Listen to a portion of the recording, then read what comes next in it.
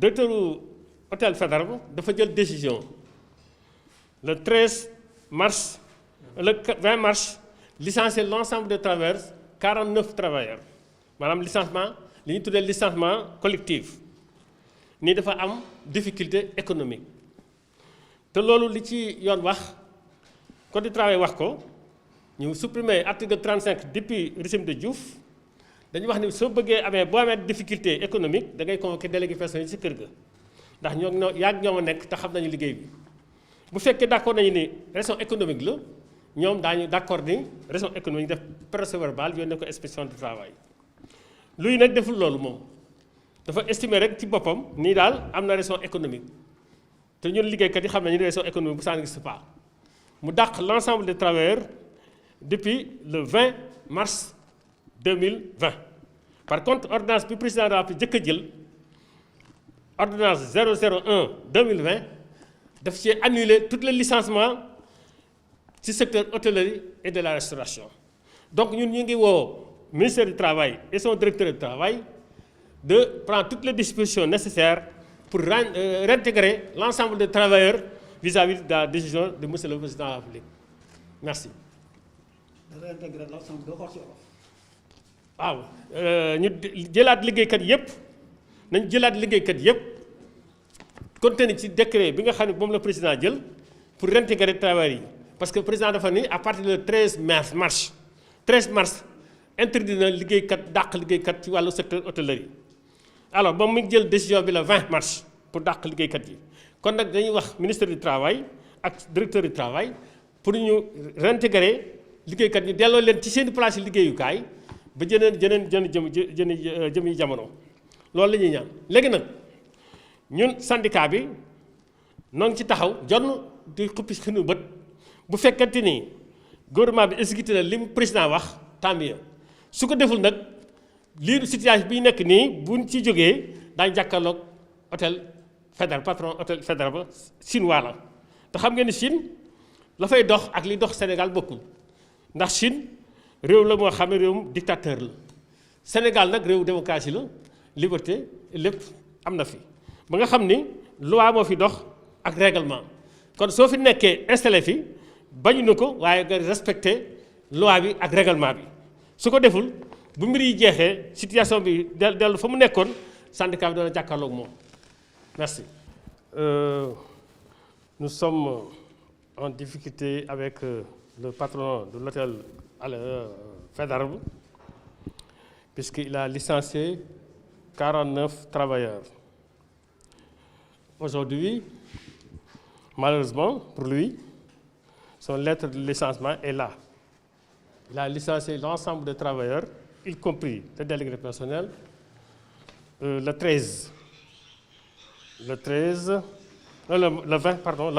20 mars. Par contre, le président de la République, son première ordonnance 001-2020, a annulé tous les licenciements des travailleurs de l'hôtellerie et de la restauration en date de 13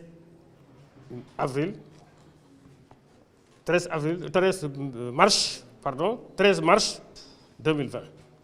Donc, lui, il a évoqué dans cette lettre, le patron, pour une raison économique.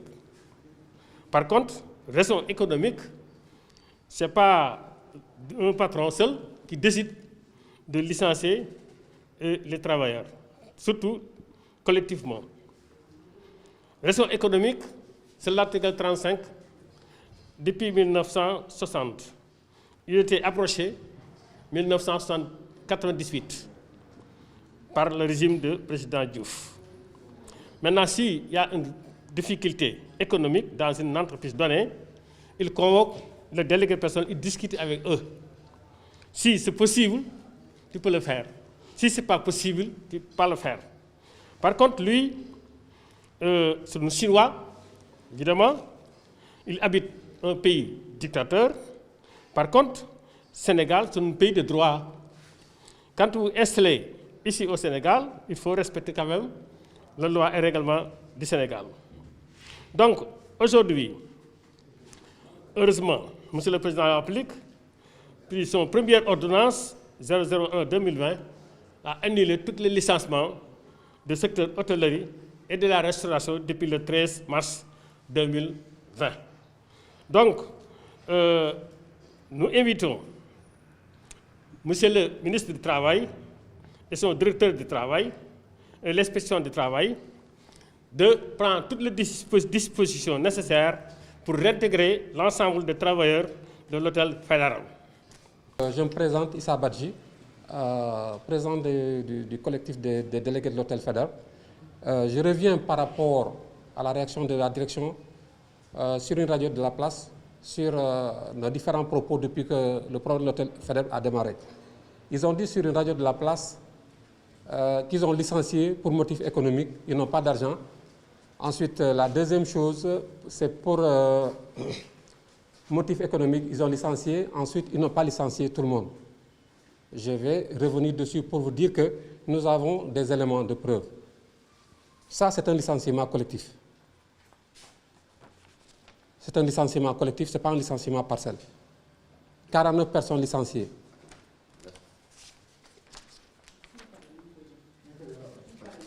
OK. Donc, c'est un licenciement collectif, ce n'est pas un licenciement partiel. Ça, c'est le premier établissement des faits. La deuxième chose, ils ont licencié, ils ont dit partiellement, ce n'est pas partiel. Ensuite, le motif économique, il n'y en a pas de motif économique. On le répète et on le dit depuis un certain moment. Nous sommes dans un pays de droit. Le licenciement pour motif économique, il y a une procédure. Et la procédure n'a pas été respectée depuis le début jusqu'à la fin. On ne peut pas licencier 49 personnes pour un motif qui n'existe pas. Nous sommes dans un pays de droit et nous demandons au gouvernement de rétablir les faits. Le Chinois, dont le secrétaire général a parlé tout à l'heure, il a eu des problèmes à Kaolack. Et le président de la République lui-même est intervenu pour condamner fermement l'acte qu'il y a eu à Kaolack. On ne peut pas être dans un pays, avoir des problèmes. Le gouvernement vous soutient pour vous tourner après et licencier le personnel. Ce n'est pas normal. Nous ne l'acceptons pas. Nous voudrons que l'État nous rétablisse dans nos droits. Ce qu'ils ont fait, c'est inélégant. Ils ne respectent pas les travailleurs, ils ne respectent pas l'ordonnance que le président de la République a prise. Nous voudrions le plus rapidement possible qu'ils respectent l'ordonnance que le président de la République a prise. Je vous remercie. Quelle est votre revendication? Être rétabli dans nos droits. Nous voulons être rétablis dans nos droits. Parce que nous pensons que le licenciement qui a été fait est inélégant et ce n'est pas juste, c'est injuste. On nous a fait du tort. On n'a commis aucune faute dans l'exercice de nos fonctions. Des gens qui ont fait 15 ans, 17 ans de service, on n'a commis aucune faute. On n'a pas le droit d'être licencié de façon injuste. Et nous voulons être rétablis dans nos droits. Et à part cette conférence, il y a des démarches qui ont été faites? Oui, le secrétaire général est revenu dessus. Nous avons suivi le processus jusqu'à aujourd'hui et on a un dossier au niveau du ministère du Travail et nous pensons que le ministère du Travail, comme nous sommes dans un état de droit, va sans doute nous rétablir dans nos droits et respecter l'ordonnance que le président de la République a prise. On a reçu nos notifications de licenciement le 20 mars, donc nous pensons que nous sommes dans le canevas de l'ordonnance que le président de la République a pris. Parce que l'ordonnance a pris effet à partir du 13 mars. Et on a été licencié le 20 mars. Donc nous pensons qu'on va être rétabli dans nos droits. Ok. Mën nga see ñëwaat ci olof problème mu licenciement bi wax nañ ko ba pare. waaw ba pare que am na ay nouveautés. waaw nouveauté yi mooy suñu direction bi dafa réagir dans une radio de la place pour dire que ñoom dañoo licencié pour motif économique.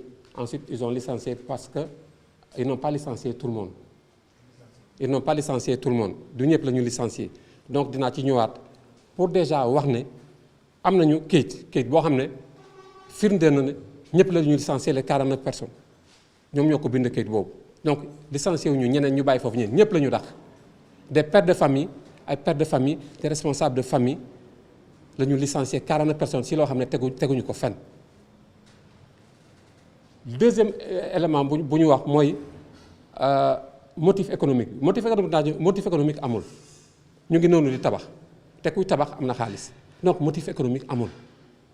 lu ñu bëgg mooy état bi nañu rétablir si suñu droit bi mooy par rapport à l'ordonnance que le président de la République a pris président de la jël na ordonnance boo xam ne à partir du 13 mars la jël effet te ñun suñu notification licenciement bi le 20 mars lañ ko jox donc ñun bokk nañu si nga xam ne président de la République xaar nañ leen xaar na Sénégalais yi donc dañoo bëgg ñu rétablir ñu dans les faits dans nos droits. waaw. vous avez parlé tout à l'heure de traitement de famille da nga wax ne chinois bi dafa mel ni dañ ko protéger fii quoi. waaw chinois bi amoon na fi problème Kaolack président de la République si boppam moo génn pour condamner attaque bu mu amoon Kaolack donc yow duñ la héberger si dëkk may la lépp ba nga am problème état bi taxawal la nga wëlbatu ci ginnaaw di licencier personnel bi ci loo xam ne tegoo ko fenn donc c'est pas normal. kon ci gàttal état bi daf leen a bàyyi daf leen a mettre daf leen a léser quoi. waaw dama bëgg chinois bi na respecter loi Sénégal na respecter loi bi parce que ñun fii loi mooy dox donc dañoo bëgg mu respecter loi Sénégal mooy bu fekkee ne moom day tabax na respecter loi bi lu mu wax booy tabax waroo licencier ay nit loi bi waxul loolu dañoo bëgg mu respecter loi bi loolu lañ ko sant kese.